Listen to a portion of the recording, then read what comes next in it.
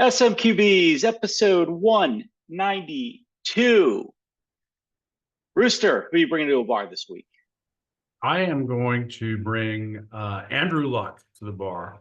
I've been fascinated by his retirement at age, I guess it was 5 years ago. So he was 30 years old and he retired on top of his game. And I just really never understood why, because he came back from injury and was great again. But I just read that he's now the GM of the Stanford Cardinal. Whatever that means. Football team. Yeah, I guess it's the they have GMs now. They have GMs. I guess they have an college athletic teams director. have GMs. I think they have an athletic director for the whole school and a GM for the football team. Well, since when do college teams have payroll? Well, so right now, bro. That's why they have that's why they have GM. They do. You got to run the NIL and transfer portal and all that. But I'd just be curious to know. I'm sure it's a dream job for him going back to his alma mater and all that. But I'd just be curious to know how badly beaten up he must have been to walk away when he did. Well, there was an interesting podcast I listened to one time on that, and it just said that he was just in constant pain, just like agony all the time. So anyway, all right, Milk, who are you bringing?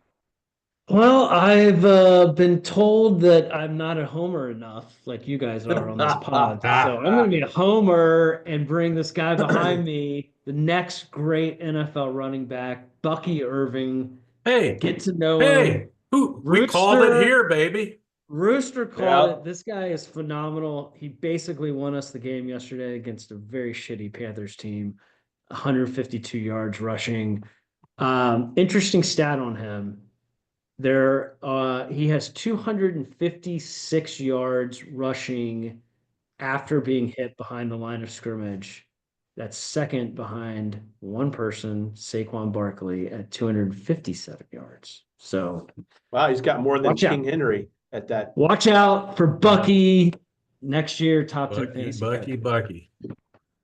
All right. Hope, what about you? Yeah. I'm going homer. Oh boy. There's a big surprise. Big game. Biggest game SMU's had since Pony Express in the early 80s. Playing Wait a Clemson. Minute. How many times have you said that this year? Well, it keeps getting bigger. Oh, okay. So if this is now the biggest game. That's a good sign for SMU. If they win this game, then the quarterfinals, New Year's Eve or New Year's Day, will be the biggest game since the Cotton Bowl when they were undefeated back in '81. So anyway, I'm bringing Rhett Lashley to the bar because what a job performance he's done on getting SMU all the way to the ACC championship game, undefeated in the ACC with one blemish on the record against BYU. And I want to talk to him about his strategy against the Fighting Davos of Clemson and how we're going to take their ass out in Charlotte because it's going to be a hostile crowd. I can't believe Clemson backed into this game, even though they lost. It wasn't an ACC game. They lost on Saturday. So SMU, they have a core support group, but it's not that many. So they're going to be outnumbered about, 95 to 5%. So I want to hear what the game plan is, but I also want to give him all my support and say that I think he's got this. Make sure you wear your awesome belt. All your support. All that support. It's been there for 2 decades. All of his non-Alabama allocated support. Fair enough. We'll talk about that later. I'm bringing Justin Tucker to the bar because he needs a drink. He's been calling for his release. Yeah, he needs a drink. I'm gonna have to release him from my fantasy team. This guy was the preeminent kicker in the NFL for 3-4 seasons, right? I mean, he was automatic from anything under 59 yards, and if you kept it under 65, you had a pretty good chance of making it. And man, he's missing everything. I mean, he can't hit water falling out of a boat at this point. He's so bad. And so I just want to sit him down, let him have a drink. Maybe he's got to get something off his chest because he is a troubled man right now. And the Ravens, man, a couple of weeks ago, I thought they were a Super Bowl contender. You're not a Super Bowl contender if you can't make extra points. When you give up 9 points in the kicking game, It's tough Yeah. to win, beat Tough good to teams. win. Yep. So that's a big problem for them. All right, well, let's get into NFL Week 13. Rooster, you want to get us rolling here? Yeah, the thing that struck me about week 13 was there were 9 games that just came right down to the wire. In fact, the average point differential for these 9 games was 3.1 points. And it seemed like the better team just squeaked it out, ever so slightly. I'm just going to run this down. Minnesota 23, Arizona 22, Houston 23, Jacksonville 20, Indianapolis 25, New England 24, Chargers 17, Falcons 13, Steelers 44, Bengals 38, Seattle 26, Jets 21, Tampa Bay 26, Carolina 23, Kansas City 19, Vegas 17, and Detroit 23, Chicago 20. Like I said, averaged it's 33.1 points. That's just crazy. But the good teams, like we always say, good teams find a way to win. And each one of these teams that won was probably predicted to win those games, but by a lot more. It was just interesting to see how close these games are getting towards the end of the year. 9 out of the games. The premium on field goal kickers. Exactly. You can't afford to miss a couple extra points in a game like that. And Rooster, the corollary to the good teams finding a way to win is the bad teams finding a way to lose. Can we talk about Chicago? Mm-hmm. I mean, that is one of the worst. Last 30 seconds. 36, 32 seconds, something like that. How does that happen? Now, our little fellow friend who's not here with us, House, he believes that Caleb is special. I've seen him type that about 100 times. He is special. I don't know what that means because he didn't look very special running that 2-minute drill in that game. At least he didn't, not for the last 36 seconds of it. And I know the coach got fired, and he claims that he did not have the authority to call a timeout. That it was as a rookie, he doesn't have bullshit. Yeah, I know it. But well, only the coach could do it. He could have spiked the ball too. I mean, there was lots of ways, or take the snap and fire it out of bounds. Right. But I mean, the last 30 plus seconds were just, I mean, staggering. I still don't have the words for it watching that. Right. It was just painful. But nonetheless, he threw a beautiful pass that would have won the game if Rome Odunze had run out that pattern. Oh, on the last play of the game? Yeah, I think he gave up on the ball. He just needed to be run towards the flag pattern. He needed to be run towards the corner of the end zone. Yeah, but he was never going to score a touchdown. They had a guy behind him going to keep him out of the end zone. That was the last play. Yeah. Well, anyway, okay. So what other games do we want to talk about? Well, how about the Raiders? Games? The Raiders almost, the Raiders, I was rooting hard for the Raiders because there are 3 teams that are 2-6, or I mean, 2-win teams. Are we buying the explanation by the NFL of why that was not illegal? Not an offsides versus an illegal shift, which totally deprived them of their the rest of the game, because they were running in saying it was illegal procedure, and then they changed it to an illegal shift, which meant that the clock was running and the game was over. Tell the listeners what you're talking about. Which team got called for this? So the Raiders were in field goal range, and they had all 11 guys basically were off the page as far as the snap count. The snap was made, and quarterback's not ready. The side judge comes running in, and he's doing this like a legal procedure, which is a dead ball penalty, and it's a 5-yard penalty, and the play doesn't go forward. So the fumbled snap, which the Chiefs recovered, should not have counted. But what happened was that during the timeout and all that, the refs got together and they said instead it was an illegal shift, and because it was an illegal shift, the play continues, and therefore the recovery by the Chiefs was done and the game was over. So I got an idea. That's called Chiefs rules. Exactly. Rules. There's been all year a discussion about whether the Chiefs tend to get these calls when it matters.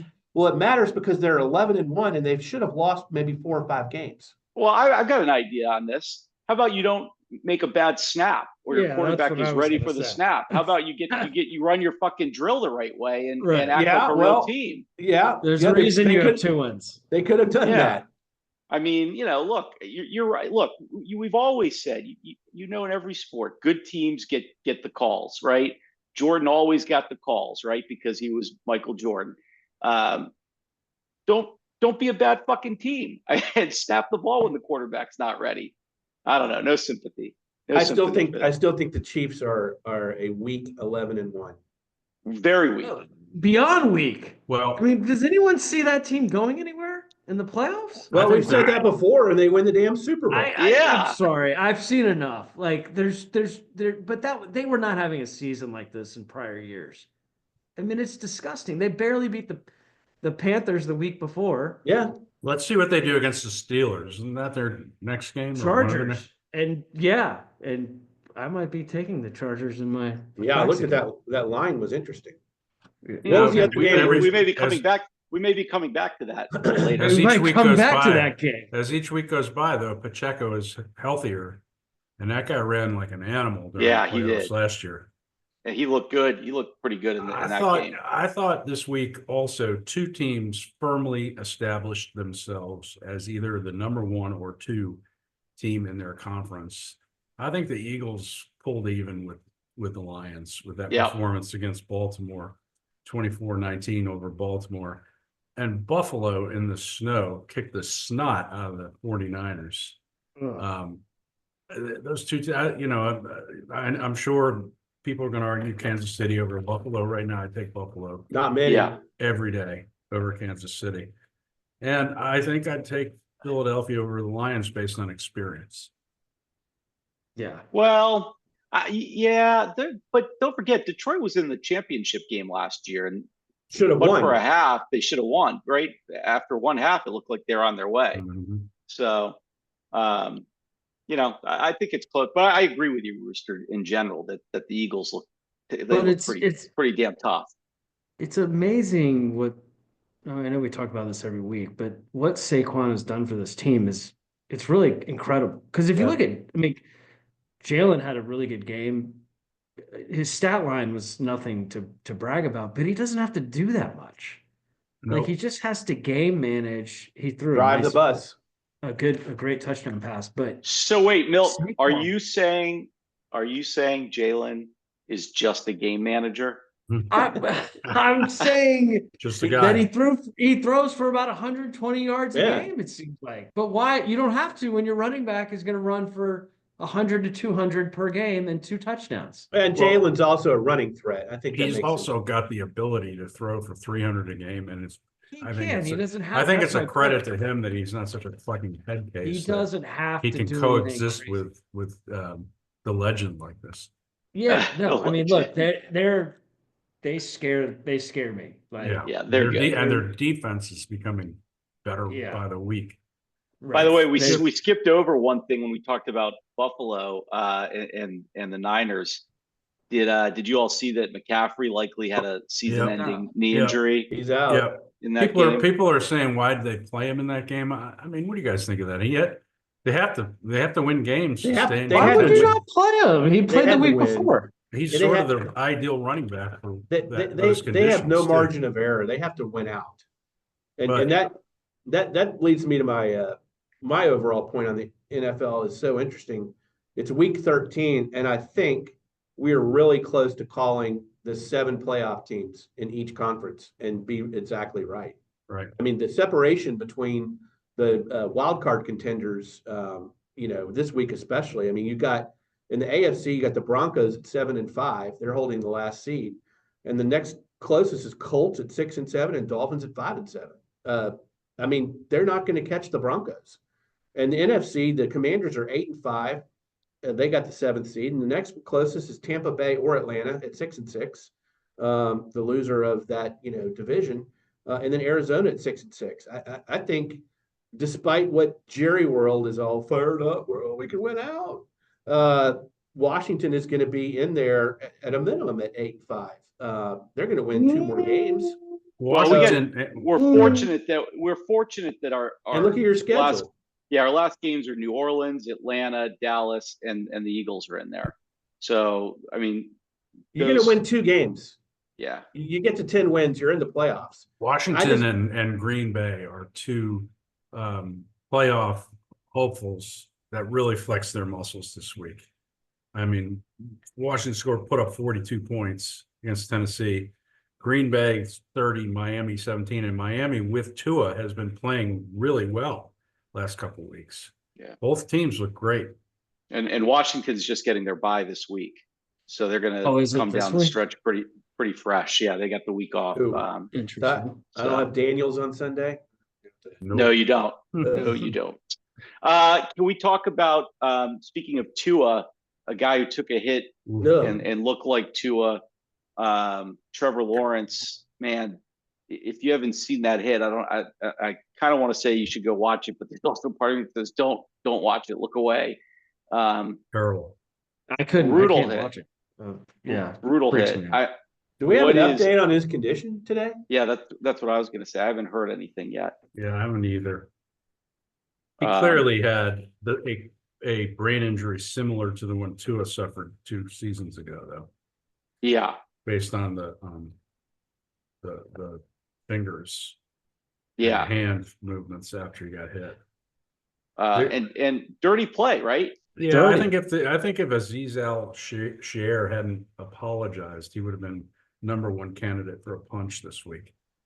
Yeah, I mean, look, Still punching. the game happens really, really fast. Yeah. I mean, really fast. But He was clearly down, though. He was slid down. feet first. The rule is set up so that as soon as you see a quarterback going into the slide motion, you pull up. Everybody knows that. He was in the slide, and this guy got low and drilled him. Took his forearm and just drove He his helmet deserves whatever into the punishment is ground. coming, but I appreciate Did he the get apology. ejected? He got Yeah. ejected, right? Yeah, he got ejected. He's going to get suspended. Question he how many should. games? He He probably should. should. Yeah. Yeah, he should. So And I think he getting has a back to reputation as a dirty hitter too. Do you? I hadn't heard that. Getting back to CMC, if you have one of the top 5 picks in your fantasy draft next year, are you taking him? Now that he's had Achilles and now multiple knee injuries? Well, depending on how bad this is, when is he going to even be back for the beginning of the season next year? Right. And by the way, if you're think about the position the 49ers are in right now. Like, what are you going to do with Brock Purdy? Every year they're like, I don't know, maybe we keep him on. We'll give him 1 more year to prove himself. That team that was in the Super Bowl last year seems to be fading. They're not going to make the playoffs, clearly. Not going to make the playoffs, and their future looks a little bleak to me. Yeah, I don't know. Put a lot of dough into Ayuk, who just became Went down average as soon as he got his money. And then got hurt.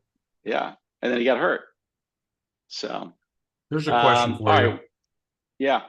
Who's the next coach of the Chicago Bears? I think it's Mace's boy. Could be Kingsbury. No. Coach Bro. No way. I don't think so. Yeah, I don't either. I think it's going to be an established, authoritative guy like Mike Vrabel. Yeah, well, as long as Vrabel's out there, he's going to be a top consideration for any team because he's a damn good coach, and you're seeing it play out before your eyes because Tennessee is just bad. I mean, bad in every aspect of the game. I don't think Cliff goes, look, I know it's really hard when you get an opportunity to be a head coach. It's hard to say no, but he already failed once at it. Right. And I think he stepped away from the game. The whole thing going to USC kind of fell in his lap, and he did it. And he really was trying to find himself. This is all the reporting I've heard. I don't think he's going to take another head coaching job until he feels like he's really ready for it. And they've got a good thing going in Washington where he's probably learning a lot from Dan Quinn right now. He should do what the guy, the coordinator for the Lions did. Decline head coaching offers and just keep getting better at his craft because as we talked about most of this year, Kingsbury was not a good head coach, but he's a damn good offensive coordinator. Yeah. But doesn't that Doesn't the Bears, don't they need an offensive coach? It reminds me of like a They need Bryce somebody who can work Young. with They Caleb need to Williams. do what Washington did. Like and they need a hire Dave Canales, OC Bryce as Young good as situation. Kingsbury. But that's why I'm saying that's why I don't think they'll go with what's his name? Who'd y'all say first? Vrabel. Isn't he a defensive He'll guy? be the head coach, and he needs a damn good offensive coordinator who can deal with quarterbacks. Yeah. Yeah. All right, let me ask you this. I think there are at least four more coaches who are going to get fired this season. Ooh. During the season or Okay. at the end of the season? By the end of the season, like right after the season, I think Antonio Black Monday, Pierce, or Jared whatever they call Mayo, Zach Taylor, and Doug Peterson are all gone. How about McCarthy? Everybody says Oh, that, God. but he just keeps hanging on, right? Who I are you for? I think Jerry fantasizes over Belichick. So Antonio Wait. Pierce for the Raiders, Jared Okay. Mayo for the Patriots, Inway Okay. over his head, Zach Taylor of the Bengals, and Doug Peterson on the Jags. Why do you think? Who's the Browns coach? Stefanik, maybe? Yeah. He may have to go too. Well, Why do you, I'm surprised about Mayo. You don't you think he's a one and done? I just think that the Patriots fans are calling for his head and have been most of But the he's year. got a new quarterback though. Yeah. they've lost some Well, really close games. That's too. part of their complaint, though, that he has a quarterback who's damn good. I mean, whenever Drake May drops back, he's hitting like 9+ yard passes Yeah. per attempt, and he'll do 2 or 3 of those in a row, and then Mayo will call like 10 runs in a row, and they have a mediocre run game. It just it doesn't. There's no creativity to the offense. Well, I'm gonna add another name to that list, and it's dependent on the playoffs how it goes. But if Sirianni's one and done in the playoffs, he's gone. Oh, If I he totally loses- agree. Oh, he's- for sure. He's done. I don't get why they don't fire him now. I mean, they have 2 losses. Just can his ass. Well, House's anger towards him is It's starting to unacceptable. frustrate It me, by the way. is so irrational. Like he's really it's- I can't stand watching him though. I mean, his antics on the Ugh. sideline and stuff. I mean, Yeah. he just strikes me as a total buffoon. I think, but you're right. If it's a Bucks first round loss kind of thing like happened last year, I think he goes Yeah, he's gone. for sure. All right, I mean, they're probably going to be the 2 seed. They're probably going to host the Commanders. They're definitely be. gonna be the 2 seed. Oh, well, that would be fun. That would be awesome. Oh, I would throw SMQB violence. put Todd Bowles in your list, Rooster. You've been saying that I for think- 3 years. No, I mean it this time. He is gone if they don't make the playoffs for 100% sure. And I think if they don't go deep into the playoffs, he's gone. Milk, All right, Because I think they want. Milk, I have a question for you. To take off your homer hat for a second and Okay. be the head coach and GM of the Atlanta Falcons. Oof. And would you start Penix for the rest of the season?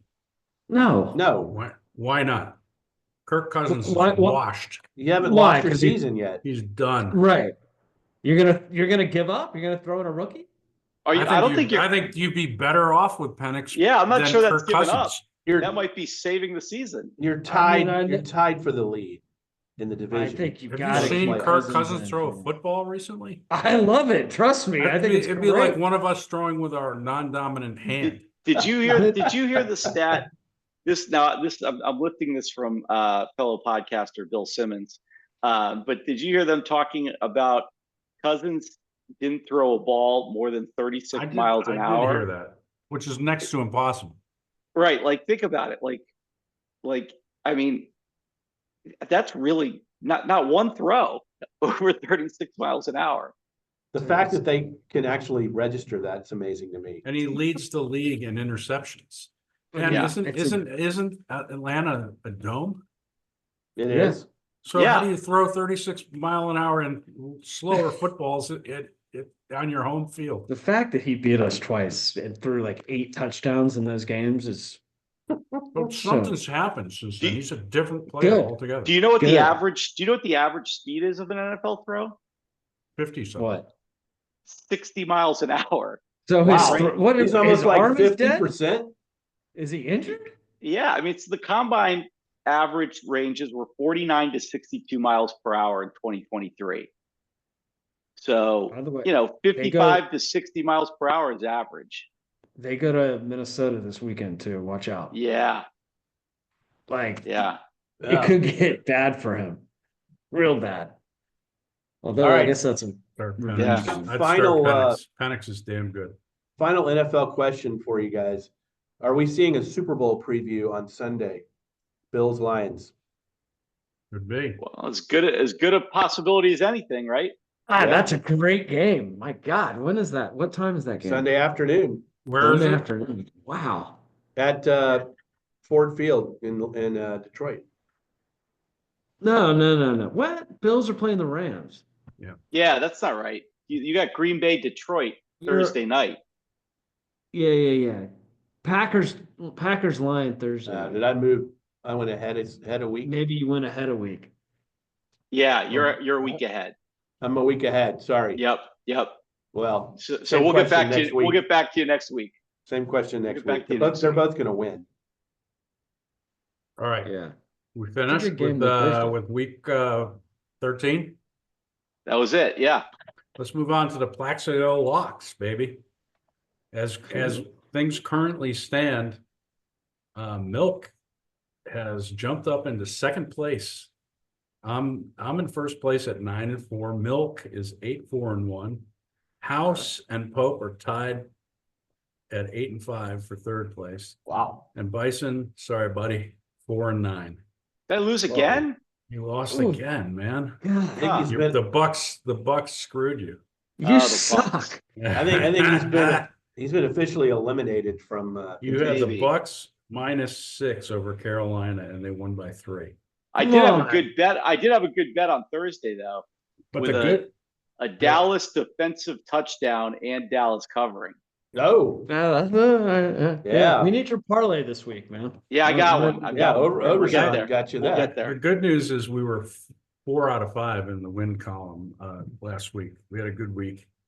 What's our overall record? Do you have that? I don't know the overall record, but it's a winning record because Clearly. the last time House hosted this segment a couple weeks ago, it was a winning record, and we've kind of broke even last week, and this week we were 4 out of 5, so still a good record. So we're going to reverse things up thanks to cousin Justin's input. And Bison, you are up. You're on the clock. Yeah, I don't like For any week of them. I mean, 14. clearly I don't know anything. But so I'm going to go with. I'm going to take Minnesota, giving 4.5 Okay. to the Falcons. Okay.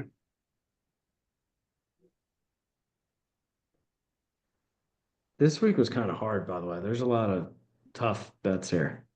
They're all hard weeks, Milk. They're all hard weeks. Yeah. Pope, you're up. I've got the Lions giving 3.5 at home against the Packers.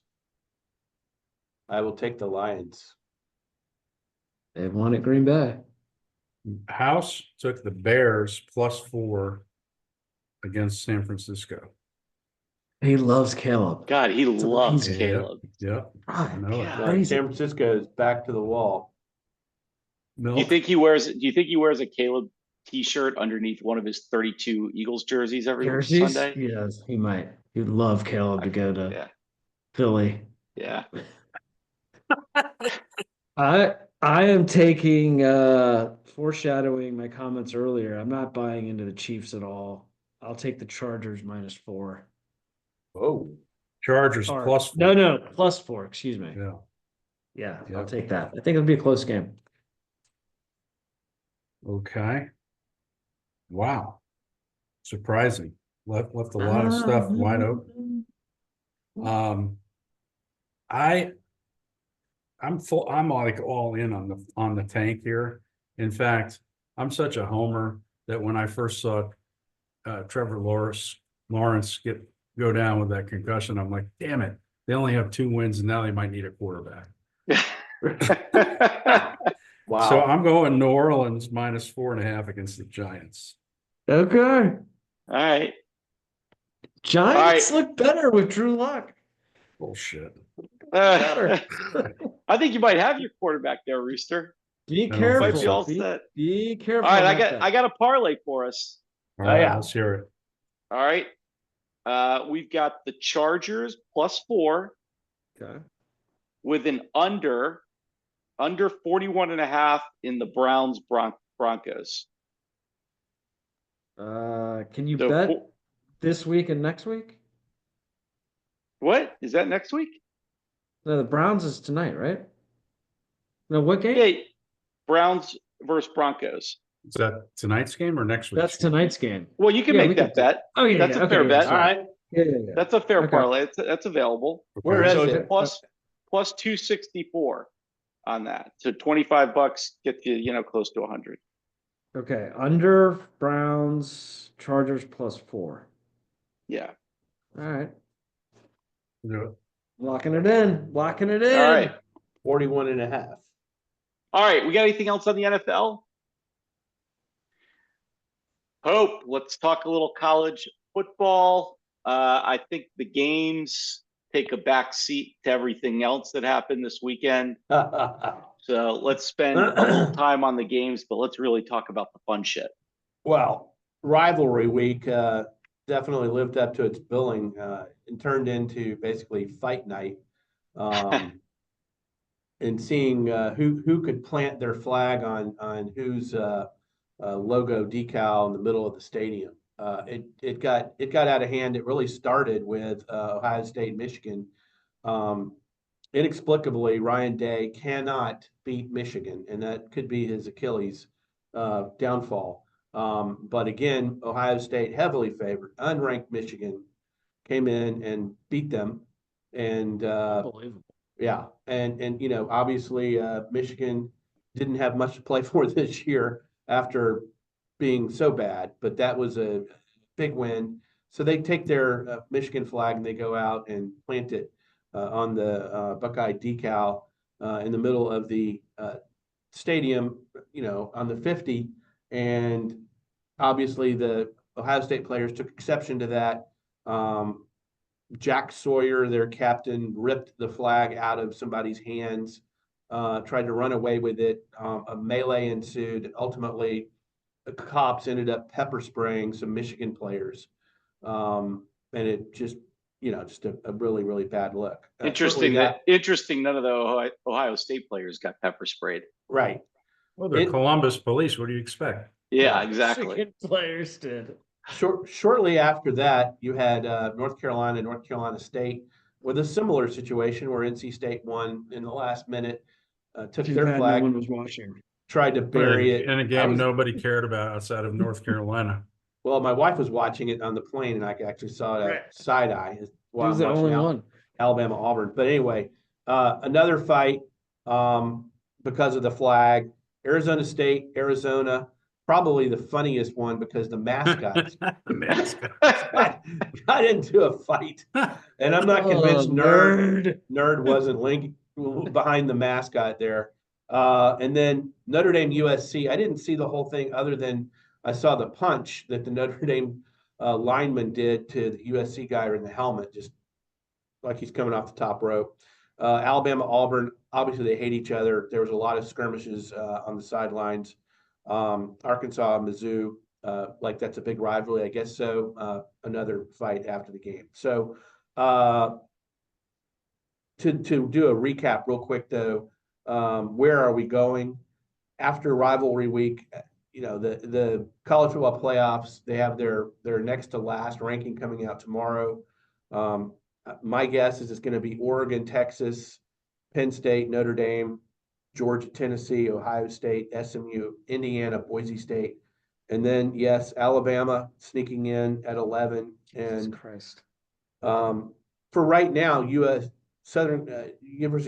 of South Carolina will be 12, but they're not going to get it because there will be a Big 12 team, which is probably Arizona State, that'll steal that 12th bid because they'll be conference champion.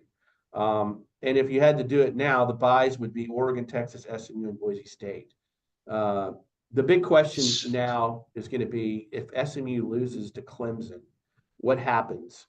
And you want to talk about a dilemma for the Pope man. It might benefit Alabama if SMU loses to Clemson, because head to head, I think Alabama would get the nod over SMU. Who are you rooting for in that game? SMU Well, Clemson. Well, I'm rooting for SMU. That's no brainer. I cannot believe I'm just saying that get back in. I can't there's, believe there's it. a potential dilemma. And So, but if SMU beats Clemson, then that knocks there's not a bid stealer. So Alabama, unless Miami gets ranked ahead of them, Miami sucks. well, I got to tell you, so Pope, I'm looking at a different playoff picture, and this is from the NCAA website. Okay. And I don't know. Pope's in line with the this, AP top 25 rankings. All right. Well, this is the college bracket. Let's see. It says using the top 25 rankings from last Tuesday. So I guess You mean it's yesterday? No, from the November 26th. Well, that's irrelevant right now. Well, okay, but what it has is Oregon 1, Texas 2, Probably has Miami 3.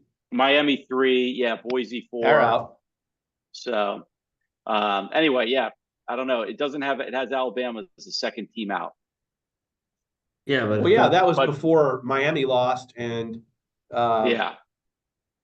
So, the big question is how far does Ohio State fall?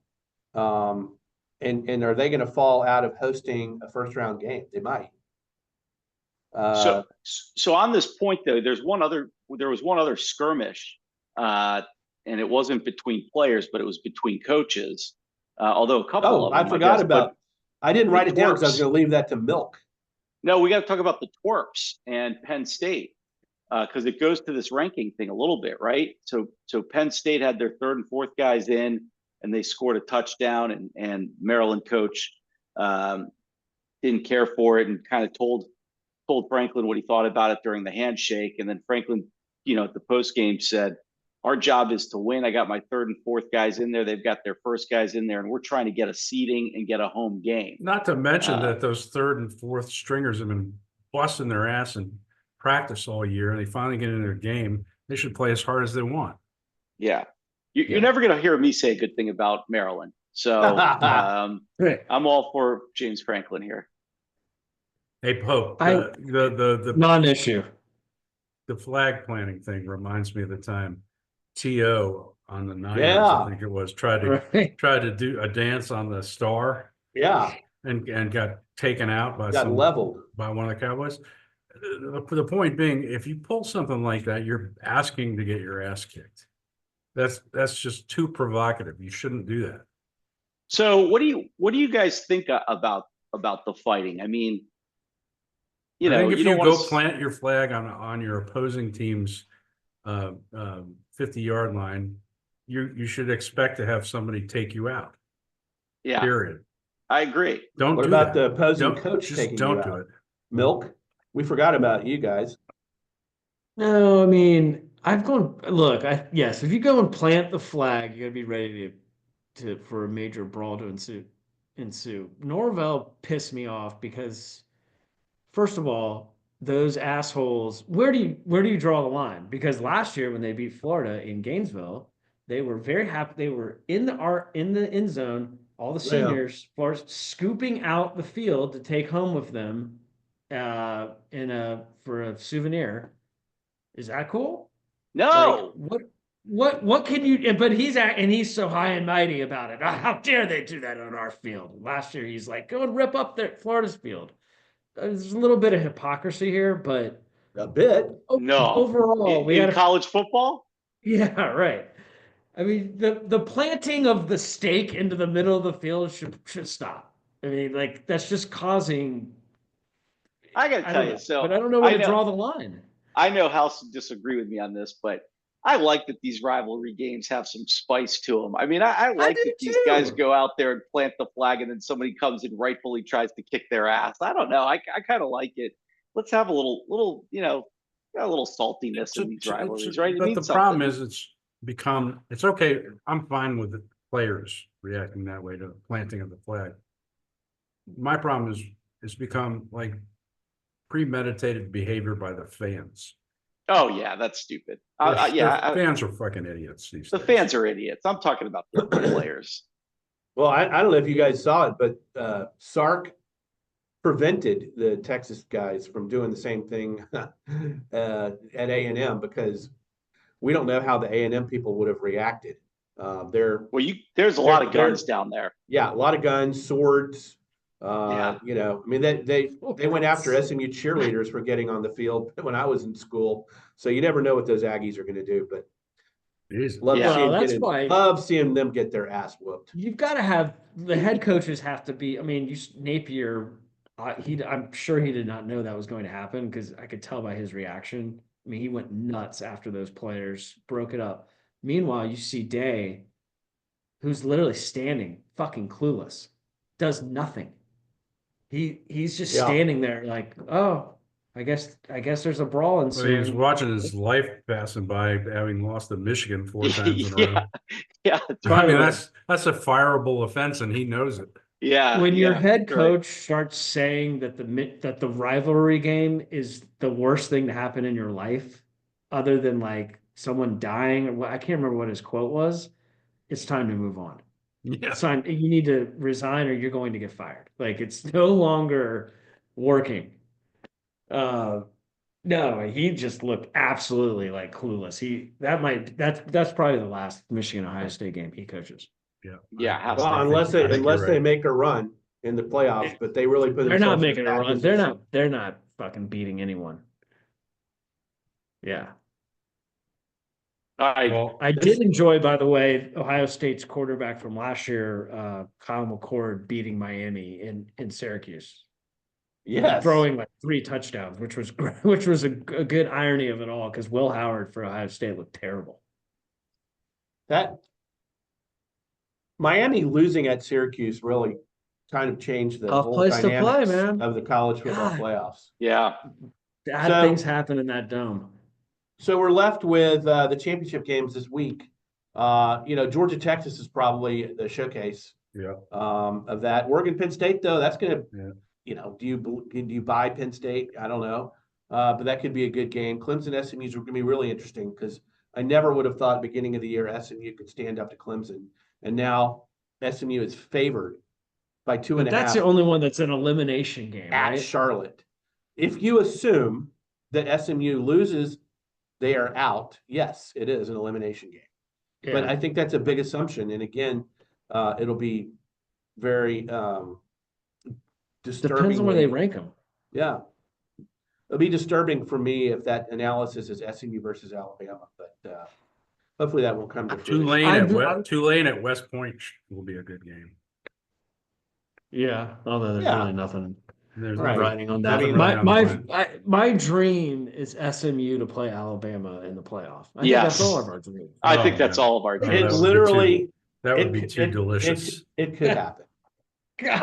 God, that would. And be you excellent. will have to declare. You will have to declare. That would be I may just go dark like House. He's going to do like he did when the Rangers and the Braves were good in the same season, and go out and get a hat that has both teams on it. Yeah. Isn't that what you did? A hat, or is it a shirt? No, I don't have. No, I love that it's even. It's not even a. It's like a debate. He's not even pushing back. SMU. It's debatable. By the way, he's not even pushing back though. He knows this is trouble for him. I don't have to declare until I have to declare. How about that? That's true. That's fair. That's fair. He might turn against his alma mater. It's fucking amazing. Hey, listen, it might not be the right week for this, but anybody have a punchable face? I do. Yes. Anyone else? Go ahead, Pope. We haven't heard from you in a couple of weeks. I'm going to punch the F1 race director. I don't know if you guys saw the race yesterday, but Bison nodding. But yes, I mean, so to paint the picture for our listeners, the wing mirror of was it Ocon or Albon? Who was it who lost? I their don't win? remember. I don't remember. Flies off, and it's not in the middle, but it's pretty close to being in the middle of the straightaway, where if there's going to be any passing, that's where it's going to be, and it's right off the pit lane. And the Crofty and Brindle, they're talking for like 4 laps. They're like, "Yeah, we don't know when the safety car, but you can't just leave it out there. I mean, that's debris that could cause problems."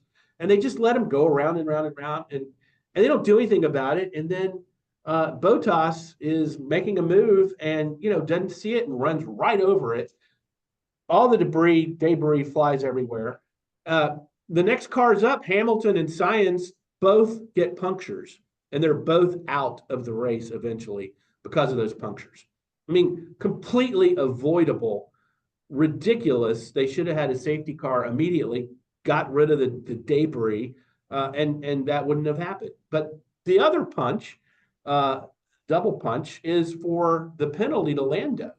I still don't understand how you can have a 10-second start and go penalty for allegedly not slowing down on the straightaway with a double yellow. Okay, so he didn't, but it shouldn't have been. I mean, that is a severe penalty. That's like almost a race penalty, because Lando was in second, had to leave the race for 10 seconds. Start and go. It was like a 30-second penalty, and I think he eventually finished 10th. I agree with you. But that because cost they could fix that. McLaren. They could fix that so easily by just saying to him on the radio, "You have gained 50 yards by not slowing down in a timely fashion. You need to back off another 50 yards before we resume this race." And then everything's fine. Everything's back to status quo. Right, because with the safety cars, they were all bunched up. So 10 seconds was going to cost him at least 11 or 12 spots. And then when you add on top of it, he has to wait, stop, and go in the pit lane. I saw F1's explanations. I don't buy them. I think they totally fucked that race up. Mm-hmm. And by the way, it's the race director's second race as race director, right? Yeah, well, second or third. Either he got really bad advice, or he should be already gone. Oof. All Anybody right, else? Rooster, you got a punch? Yeah, I sort of previewed it. I'm going to punch these fucking immature fans who think it's funny and cool to act like hooligans. We saw it early in the year where a bunch of fans were throwing shit on the field during a college game, so that they didn't like the call.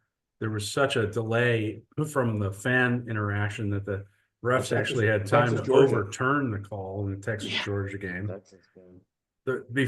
Before the end of the Ohio State-Michigan game, where we had the flag planting, the Ohio State fans were throwing batteries at the Michigan cheerleaders.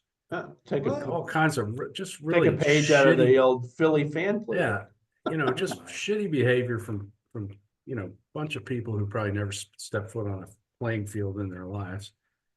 And the question I ask myself is like, where does all this behavior lead? If it's going to become acceptable. I mean, like I say, I'm okay with players taking matters in their own hands when another team behaves completely inappropriately by doing stuff like planting the flag.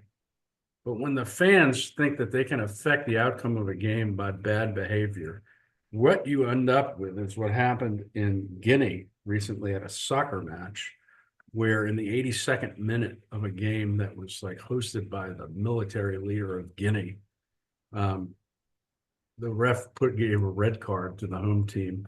Fans were so outraged that they started throwing rocks onto the field at the refs and the opposing players. The police responded by shooting tear gas at the fans, and all of a sudden a stampede ensued. 56 people, including children, were killed. Oh my God. All because of fucking fan hooliganism. And people just need to grow the hell up and understand that there's a certain code of behavior that is required if you're going to stuff 50 to 150,000 people into one space. You have to coexist, and you can't behave like that. So a collective punch to all these dumbasses. Rooster, are you saying that people in the stands don't have the power to influence the outcome of a game? Sure they do. Like the Seattle 12th man. No problem with that. But if you think you're going to do it by throwing batteries and stones at the refs until they have to run off the field in fear for their life, and now all of a sudden, the game's been delayed. What if you're sitting at home on your couch? Do whatever you want. Do you have the ability? If you can afford to replace a TV set every week, go for it, Bison. But do you have the ability? Do you have the ability to affect the outcome of a game? There's someone we know who's not on this pod that believes he has the ability to affect the outcome of a game. With that question. Yeah, that's where we were going. Well, you mean the guy who does the imaginary film sessions? Yes. with the 22s. The all 22s. All right. The guy who is currently texting us about his GM, sending us videos about his GM, Howie Roastman. Be careful, House. We're not done with the punchable face segment yet. Yeah. Be careful. All right. Anybody else have a punch? Anybody got a lasso?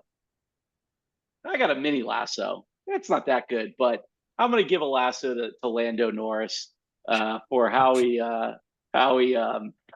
went through the sprint race. Earlier in the season, McLaren let Lando pass Oscar Piastri because he was still in the World Championship hunt, and Lando got the win in a sprint race, really because Piastri pulled over and let him go by. It never seemed it didn't even seem at the time to sit real well with Lando, but he was in the hunt for it, and the points meant a lot more to him than they did to Piastri. And this weekend at the sprint, Lando was in the position to return and repay the favor. Interestingly, the team orders were not to do it because George Russell was coming right behind Piastri, and they really wanted to get, they're in the hunt for the Constructors' Championship, and they were going to have a 1-2. So the team was telling them, more or less, don't fucking risk this, Lando. We are happy with where we are. And nevertheless, he pulled over at the last second to let Piastri go by and take the sprint win. They fortunately came out 1-2 anyway. But I'm going to give Lando a little lasso for that. It was a nice moment for him, and good team spirit. You can't see Rooster. I think you said it. You can't exactly see Verstappen doing that to repay a favor to Checo, right? But Lando was smart. He made sure to speed up and get out of the what do you call that range? The DRS. DRS range. Right? So Russell wouldn't have DRS on Piastri before he pulled the move. Yeah. But classy move. Maybe that's the reason Lando's not a world champion yet. Maybe he's a little too nice. Maybe he needs to get a little meaner. But he at least gets the lasso out of it. Yeah. All right, who's got a buzzer beater? Well, my buzzer beater actually kind of tied into the F1 discussion because I don't know if you guys saw it, but Checo is out at Red Bull after the final race. Is that official? We saw the rumors, right? I think it's official. Yeah. How does Carlos Sainz feel right now? I mean, if he had waited around, he maybe could have had the second seat at Red Bull. But I guess the bigger question is, does Checo go anywhere? He's 34. I mean, is he going to get another seat, or is it time for him to be the Red Bull ambassador and kind of do a Danny Ricciardo? Well, you got a new team coming in 2026, right? So I think that's when GM Cadillac. Yeah, Cadillac GM will come in 2026, and I've seen some rumors that Danny Rick and Checo would be really good first-time drivers for the new team because of the kind of the fan followings that they both have. Now, I don't know. I mean, for Ricciardo to be out for a year, that seems pretty tough. And those guys are, not exactly spring chickens. I'm just picturing an El Dorado going around the Grand Prix track. Yeah, it'll be an interesting look to that car. Whatever, we'll have the Cadillac logo. My theory is, this is just my gut, I have nothing to back this up, that you need to be a single person to be a Formula One driver, because you can be as brave as you want and not fear death. But man, once you have children, that you can't, that just goes, that leaves you. And I think that's what's happened to him. I think he's become too cautious. You can't lose an edge in F1 because it's Yeah. milliseconds that separate Yeah. the winners and losers. Yeah. Yeah. And the other True. part of that buzzer was the Constructors' Championship's the only thing that's left in the final race. And McLaren has a healthy lead over Ferrari, but if McLaren doesn't finish at least one car, they could be potentially in trouble. But it looks Oh like yeah. It's open. It's open, but McLaren, I don't know. They just need they need points and not get DNFs. Yeah, that's right. That's right. Anyway, who else has a buzzer? I have a short one. Randy Moss announced today that he's got some serious health issue going on. Yeah. And by the way he described it, it sounded an awful lot like he's got prostate cancer. Is that what it is? I don't know, but It was directed to men, right? He said something he said, like, men, you need to get checked out. yeah. So it's got to have something to do with male health issues like that. And anyway, best wishes from the SMQBs for a full recovery. Milk, you got one? Oh, just FYI, Wednesday is National Early Signing Day in college football. So keep an eye out. The usual suspects are probably going to have the top classes: Georgia, Bama, Ohio State. But a lot of wheeling, dealing, and NIL deals will get done. Don't forget about Colorado, Milk. Colorado They got a 5-star edge rusher already committed. Yeah, they're still like 33rd or around their 30th. There's been some serious decommits lately too, though. Watch for those. Watch decommits. Because people, money's flowing. There's money a lot is flowing. of money. The spigot is open. Well, what happened in Michigan? They got Bryce Underwood, I guess, is the #1 quarterback, to decommit and go to Michigan, because who the hell is going to pay? Ching. He's getting some sweetheart deal. Yeah. Like $5 million or that's more. What Portnoy came out and somebody, who was it? Like some Yeah, no, it's CEO Portnoy. Committed. Yeah. No, well, he was part of it, but he brokered it. He brokered the deal. Like the guys get What's getting Portnoy's interest in Michigan? Isn't he he's a Massachusetts guy? No, he went to Michigan. He's did he? Huge Michigan guy. Still an asshole though. Definitely lots of money in college football. Total asshole. All right, I'm going to give you one last buzzer here as we go out here, gentlemen. 71 days until pitchers and catchers report. That's it. That's all from us. Have a good week, everyone. We'll catch you soon. See ya. So to watch.